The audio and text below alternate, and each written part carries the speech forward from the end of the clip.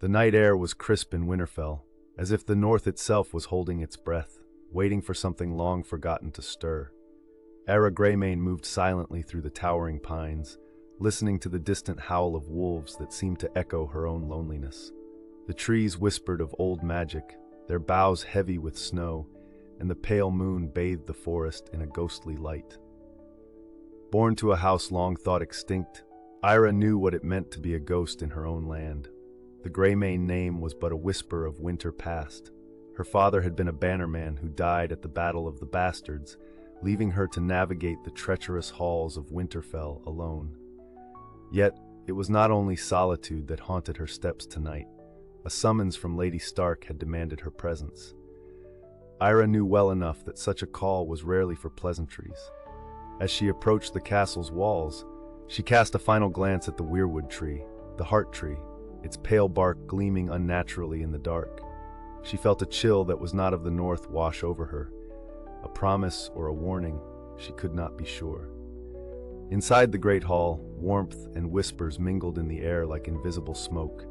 Stark bannermen exchanged rumors over ale, while the great hearth crackled with firewood, the scent of burned oak permeating the stone walls. Eira noticed the questioning looks from some, dismissive nods from others. She was always the odd thread in Winterfell's tapestry. Lady Sansa Stark was seated at the long table, her auburn hair seeming to flicker in the fire's glow like the last embers of sunset. "Eira," Sansa greeted, her voice cool yet unrushed. "Come closer." Eira obeyed, feeling the weight of the gathered onlookers' curiosity pressing against her shoulders. "My lady," she replied, her tone respectful. Sansa studied her, her gaze impenetrable. "There are whispers of unrest, shadows that dance beyond the wall," she began, her voice barely above a murmur. "The old gods speak in riddles, but it's you they name, Eira Greymane, in their dreams." Eira blinked, a shiver darting up her spine. The old gods were less fickle and more relentless. "I am no one, my lady," she insisted, "just a survivor."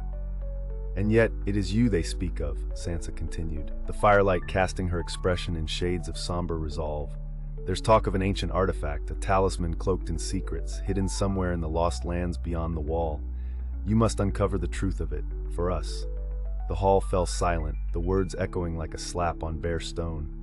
Eira grasped for air, the enormity of the task squeezing her chest.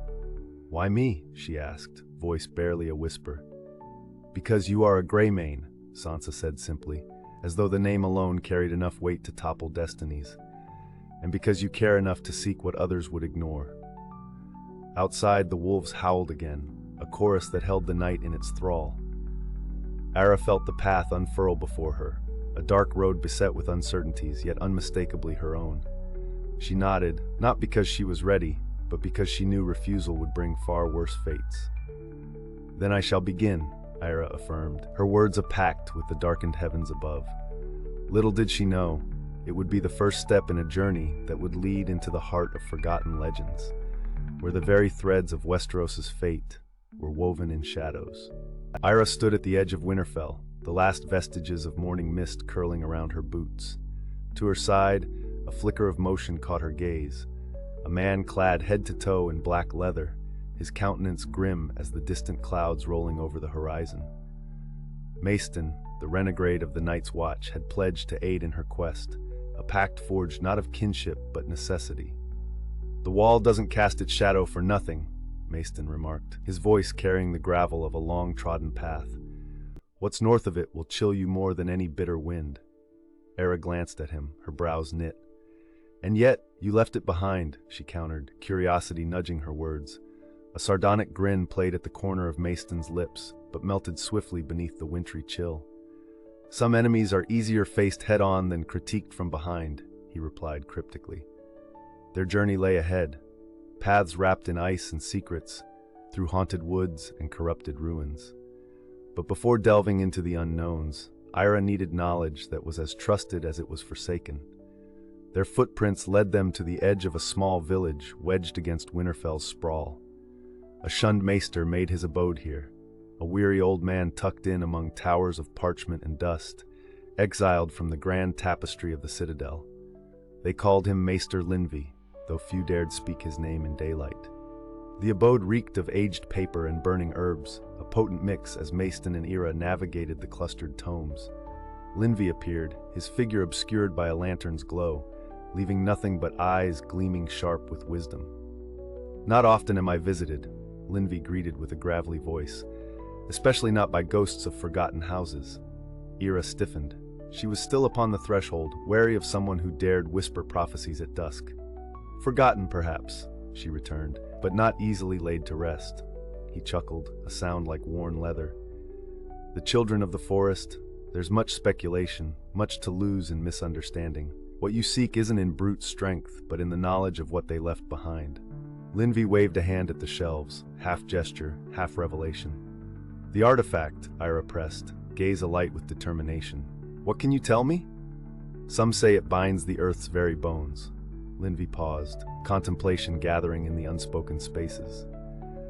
"Others believe it commands otherworldly forces. What is certainty but a shadow in the snow's reflection?" Maester grunted. "Seems no clearer than quick shadow before a feast," he murmured. Eira smirked despite herself, though the burden of her quest bore heavily upon her.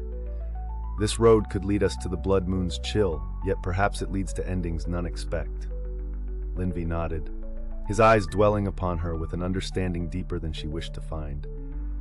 "Close to the winds, child of ghosts. Hold true to what binds you to this present, lest you lose yourself in the echoes of your ancestors." With her mind heavy with cryptic echoes from the past, Eira turned away. The journey awaited, vast and perilous, yet the promise of knowledge loomed there, a beacon in the storm. Maester followed, a silent guardian whose shadows whispered of stories better left unsaid. As they departed, the day seemed to pause, as if the very land took a breath, a moment to watch as a forgotten ember in the north sparked defiantly against the coming. King's Landing was a city that wore its scars proudly. The pale sunlight glistened off the still smoking remnants of the Sept of Baelor, while the cobbled streets whispered stories of dragonfire and rebellion. It was here that Eira knew she must travel next, guided by dreams of a talisman hidden in the whispers of the capital's court. The city's maze of alleyways and markets stretched before her like the folds of a banquet robe, opulent, deceptive, and stitched with desperation. Here, amidst the clatter of trade and the murmur of intrigue, Eira sought the woman who moved like a shadow within shadows. They called her the Nightblade, an assassin hailing from Essos with eyes as dark as river stones and a mind shrouded in enigma. Eira's path had crossed hers by chance, or perhaps by fate, in the twisting fringes of the Red Keep, amidst diplomats whispering in hushed voices. She found the Nightblade reclining in the shade of an ancient archway, cloak shifting like liquid night around her form. She was steeped in an aura of quiet danger, the sort that radiated from a presence born to live between moments. "You seek something," the Nightblade spoke, her voice barely above a whisper, yet it wrapped around her listener like silk. Eira inclined her head in acknowledgement. "I seek your skill," she replied, each word chosen carefully like a step across thin ice. The Nightblade raised one brow, half shadowed by her cowl. "My skill, or perhaps the knowledge of Essos you think I possess?" "Both," Eira admitted, feeling the weight of the Nightblade's gaze press against her. "I need eyes that see beyond mere veils." The Nightblade smiled then, a small secretive curve at the corner of her mouth. "Very well, but remember, such eyes often see more than the heart should bear." Eira nodded, her resolve a fortress against the coyness of fate. "We sail turns we cannot steer, Nightblade. Will you join me?" "Perhaps," came the soft reply, a breeze stirring fallen leaves, "if the journey promises offerings worthy of risk." Eira smiled grimly. Only the finest shadows venture beyond the wall. With the Nightblade's agreement, their journey wound from the city's crowded enclaves to the twin gatehouses of King's Landing, those stone Goliaths that marked the threshold between the South's civilization and the untamed roads ahead. As they prepared to leave the city, their burgeoning fellowship swelled, unlikely allies, stitched from the frayed threads of Eira's determined path. A renegade Night's Watchman and a shunned maester had already taken her oath alongside her, and now the Nightblade added her enigmatic presence. The roads stretched northward, the land opening before them like an ancient tome, its pages stained with blood and hope. All the while, the whispers from old trees lingered at the edge of thought, singing their cryptic truths into the winds. It was only as they gained the territory of the Riverlands, leaving behind the last vestiges of southern warmth, that Eira allowed herself a measure of hope tinged with trepidation. A hope that the path lay within reach, that the North's cold embrace might yet uncover the secrets buried within Westeros's threads of fate. So they went, travelers upon the same path, yet each to their own destinies. Amidst the promise of shadows and secrets, Eira and her companions ventured beyond the horizon, where the true edge of the world awaited. The Riverlands welcomed Eira and her fellowship with an air of mist-laden mystery, where willows wept over the gentle flowing waters of the Trident. Here, kingdoms had clashed and bled, their histories entangled in the roots that drank deeply from battlefields. Yet the land bore no allegiance but to the relentless passage of time, its only witness the waxing and waning seasons. Beside Eira, Maeston's steps were steady, a sharp contrast to the opaque paths that lay before them. The shunned maester Linvi marked their course through ancient woodlands with uncanny precision, guiding their way with knowledge not written in any book. The Nightblade flitted between shadows, her quiet presence a testament to her clandestine nature. Their path was a tapestry of murmurs and memories, every tree a sentinel over the web of secrets Eira sought to unravel. The haunting howl of direwolves sometimes echoed through the night, a reminder of the old powers that ruled the wilds, powers that neither crow nor king could command. "We must pass through Harrenhal," Linvi declared one misty morning, his gaze fixed upon the sprawling fortress still looming in the distance, columns of stone marred by the scars of ancient dragonfire. Eira shivered at the thought, the tales of Harrenhal's curses winding through her mind like mist meet dawn. There, heavy stones bore tales of ambition and blood, where ghosts of the past seemed ever eager to claim new souls. Maeston spoke, his voice a rumble that rolled through the quiet. "All that stands within Harrenhal stands in time's shadow. The very air sings with its own kind of magic, wild, unpredictable." The Nightblade merely nodded, understanding the silent accord between darkness and destiny. If shadows hold secrets, then Harrenhal cradles more than most. The key lies perhaps within its crumbling halls. With resolve unwavered, the fellowship approached the massive edifice of Harrenhal. Cold rains whispered across the land as they made their way through broken gates, their bootfalls resonating in the way only hearts know of treachery. Inside, Eira could almost hear the anguished cries of those who came before, woven into the chill stones that groaned and yearned for solace. She found the atmosphere stifling, a claustrophobic embrace of history's regrets. Maeston led them deeper, torchlight flickering like the souls of the lost upon the walls. "Here it is," he murmured, gesturing towards a chamber hidden beneath the weight of forgotten years. Linvi's instinct had not led them astray. There, amid the fallen remnants of time, lay a cache of ancient scrolls, each one promising threads of knowledge stretching back beyond memory. With trembling fingers, Eira reached for the yellowed parchments, her eyes drawn to cryptic symbols hinting of the children of the forest and their archaic ties to the north. The Nightblade moved to her side, her eyes reflecting a cautious fascination. "Knowledge enough to stake an empire," she whispered, the words both warning and temptation. Eira glanced at her companions, the unspoken vow to uncover truth binding them tighter than blood. Her voice broke the heavy silence, firm and resolute. "We cannot ignore the old ways, nor the power hidden within them. Together, we must discover what calls beyond the wall and why it beckons a Greymane." And so they delved into Harrenhal's secrets, each revelation a flicker of light within the encroaching dark. The future remained as uncertain as the shadows cast around them, but in that bastion of lost history, Eira's resolve grew stronger. As they prepared to depart, the ruins watched silently, their secrets reluctantly given, echoing with the footsteps of a fellowship united not by fate alone, but by the unyielding hope that truth might overcome the darkness yawning ever northward. The journey resumed, more questions added to the river of mysteries, but with certainty enough to face whatever lay in wait beyond the wall. The morning sun was but a whisper of gray as it crept over the riverlands, casting long shadows that lingered like secrets over the winding Trident.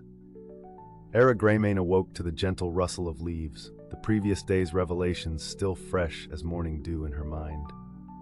Beside her, Maester was already awake, his silhouette a sable against the dewy light, surveying the land with the practiced caution of an old soldier.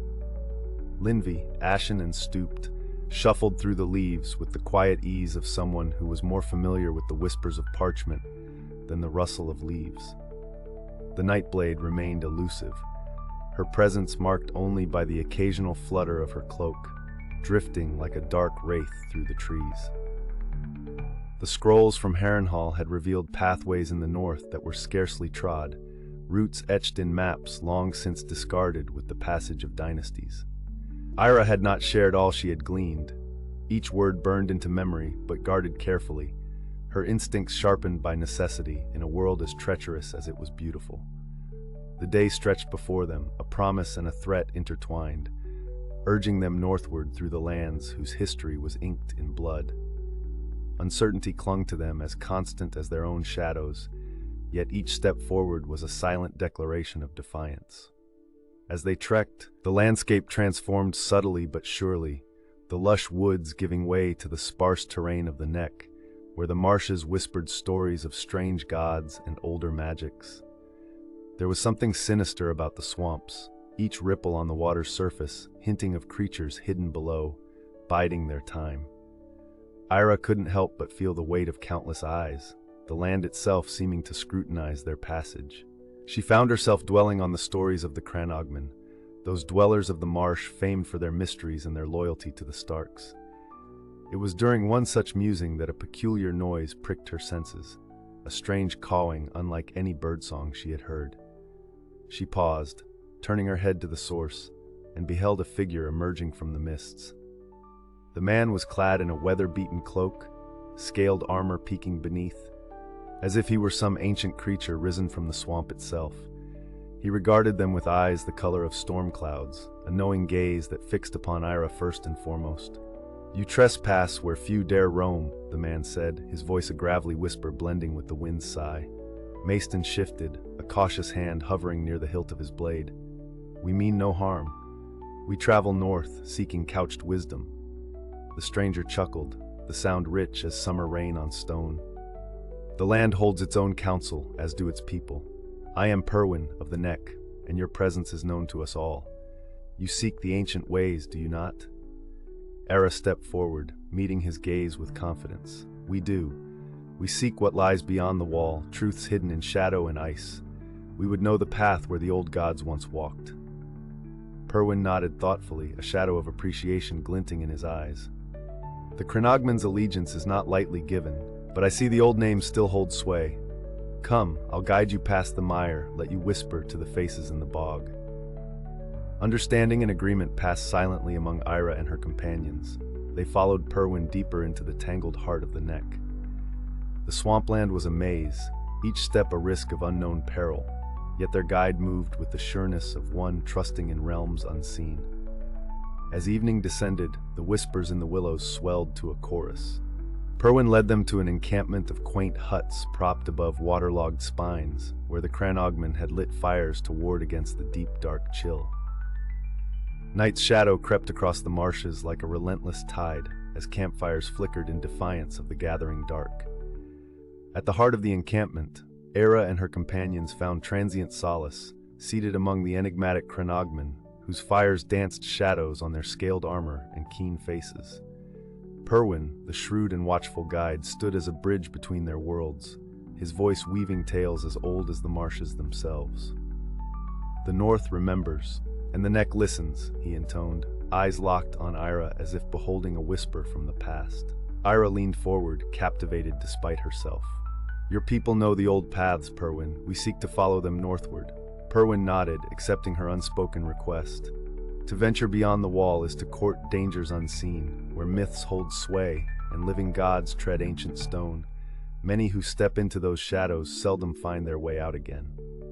Across the flickering fire, Maester's eyes gleamed with a soldier's skepticism. "What of truth, then? Do those who pass seek illusions?" "Truth is like quicksilver," Perwyn quipped with a faint smile. "It slips through fingers, yet stains the soul. You desire knowledge of the children's relic. Such secrets are woven deep, even here." A murmur passed through the gathered Crannogmen. low voices whispering of old spirits and buried songs. Eira felt a pang of something ancient within her, a link to the whispers of trees and bones that had long endured. "How then do we follow their trail?" she pressed, her voice a resolute thread against the night's fabric. Perwyn regarded her with a measure of respect, then motioned to the surrounding elders. A council convened, where time itself seemed to hold its breath. Words flowed, unadorned by artifice, telling of lost stones and rivers that twisted like the skeins of destiny. In this marshland, the truth lay scattered, fragments that promised a path north, carved by lichen and moonlight. "We shall guide you further," Perwyn concluded, eyes shimmering with an unknown depth. "The journey will require more than steps in the dark." Eira stood, a sense of purpose alighting her features. "You honor us with your trust," she said with gratitude, the weight of their alliance evident. Through the night, the campfires waned as stories draped their weariness upon shadowed forms. Yet Eira lay awake, gaze fixed upon stars veiled by the swirling mists, where dreams carried the echo of lost legends yet to be penned. Into those dreams she slipped, walking past jagged peaks and sylvan whispers. Faces emerged from snow-touched dawns, figures draped in forgotten cloaks, their eyes reflecting the heart of old, unyielding gods. Eira dreamed of their voices, soft as snow falling upon a frozen forest, urging her toward the unseen promise of lands bound only to the stars. The journey north was etched in her bones. The path between realms awaited. As darkness ebbed, she woke, bathed in the pale pre-dawn light. Around her, companions stirred from sleep, each pulled from their own mingling dreams. "Ready the self," Perwyn whispered, appearing as if conjured from fog and memory.